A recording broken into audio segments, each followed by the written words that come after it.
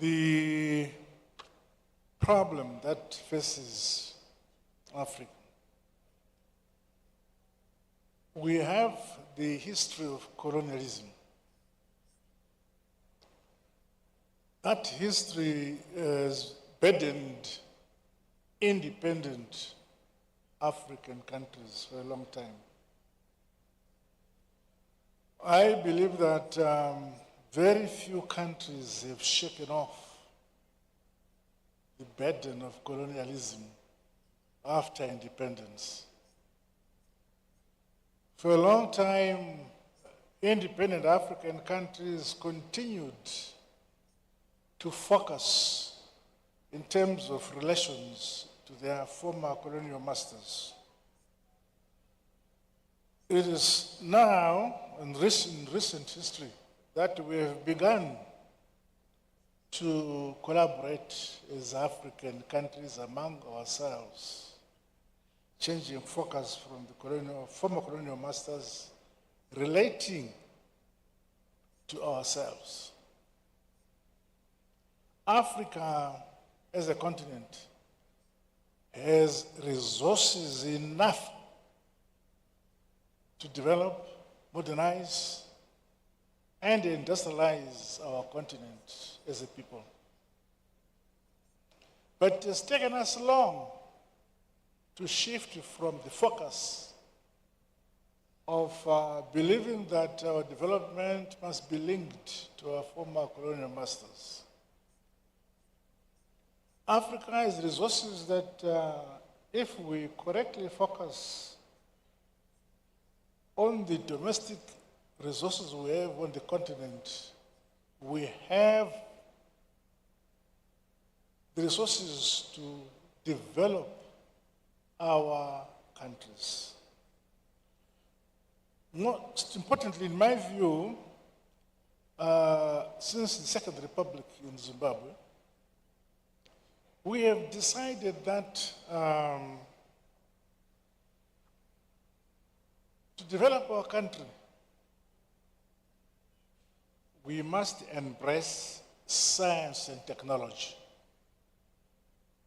All our universities in Zimbabwe now have a serious bias towards science and technology, because we realize that the countries that have developed have done so on the basis of science and technology. We have introduced focus that in the past we had graduates from our universities who spoke English very well, but did not produce a product. So it is critically important that our younger generation must have the pride either to produce a product or a service. In the same manner, our universities must produce products where, when they leave university, they contribute to their country by producing a product or a service. The first world is the first world because they have produced products for themselves. They have produced a service which serves their own demands for their own communities. So that's what we must do. So Africa must shift its focus towards science and technology, which brings about a service to the people, a product to the people. The things that we need, yes, there is the philosophy or the understanding that you cannot invent the wheel. But it is necessary that we change our approach to development and modernization by embracing In fact, as a continent, we have everything at our disposal to modernize, mechanize our agriculture, our education system should produce students who, when they leave university, they should have the pride that they have the capacity to produce a service for their country. They have a pride that they are producing products for their country. And that way, without much reliance on Europe, Asia, whatever, but exchanging scientifically the resources and knowledge among ourselves as African countries, I can see our country developing very, very fast.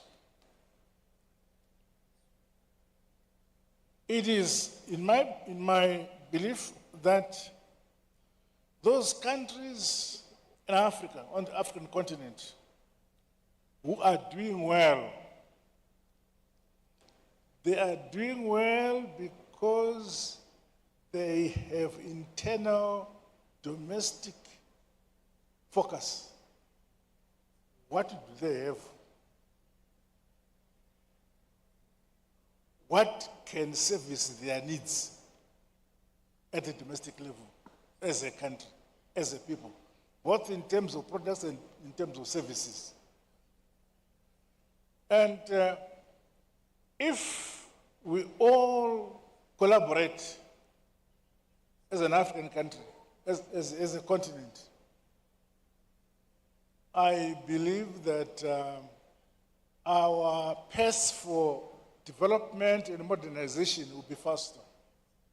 But if we continue to develop our countries in silos, it will take longer. In the past, for instance, which our founding fathers were able to move away from, if a delegation was leaving Mozambique wanting to come to Angola, they would first go to Portugal, to Europe, and then come down to Angola. And yet, we should have the means to fly directly from Mozambique to Angola. If we wanted to go to Ghana, we'd first fly to London and then come back to Africa, to Ghana. That shows how disconnected Africa was. And we must begin to have internal connections by ourselves. And as a continent, I believe that my dear brother here, Sesengeso, spoke about the possibility of generation of power in the Congo, which would service the entire African continent and even have access for Southern Europe on the Congo River. But to achieve that will require the collaboration of the entire African continent to put resources to achieve that which is possible to service Africa. But now, we work in silos and look forward and look up to Europe or some other former colonial powers to service and develop our own region. Okay. I'm happy that now there's a crop of African leaders who now focus on the collaboration of the developing of our respective countries by collaborating among ourselves. It could be in agriculture, it could be in education, and so on. For instance, in Zimbabwe, for all along, we were relying on importing wheat from Ukraine throughout. And yet, it is possible to grow enough wheat for ourselves. When we looked at it and said, how much wheat do we need per year and how much hectares of land do we need per year to grow the wheat we want?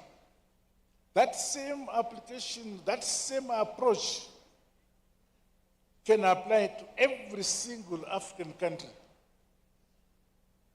The continent has land enough, arable land enough to produce food for Africa and surplus. But we don't do it. You still have countries in Africa who import food from Europe. Why? Because we have not broken that link between past colonialism and independence.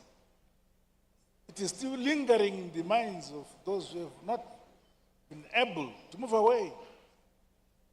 So, platforms like this one, where we share ideas, it is my belief that they're very useful because then we realize that if we collaborate,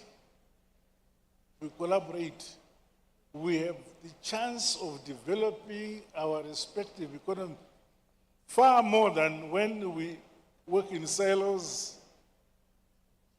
For instance, the former colonized countries by Britain or the Anglo side of the Anglo former colonies speak to themselves. The French speak to themselves. Now, you now have Africa being divided between the divisions in Europe. The English on their side, the French on their side, and they bring that baggage to us. As we are here, I need somebody if I want to talk to my brother who speaks French and I speak English, we need an interpreter. So we must find a way where ourselves as Africa focus on integrating our systems. Let us in Zimbabwe learn languages so that we can speak to Mozambique, we can speak to the Congo. But no, we have to master English or French, foreign languages in Europe, in order to speak to ourselves in Africa.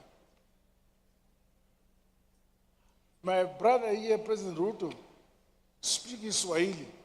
Swahili is spoken in many countries. Why don't we speak Swahili or make Swahili a national a language so that we can speak to each other?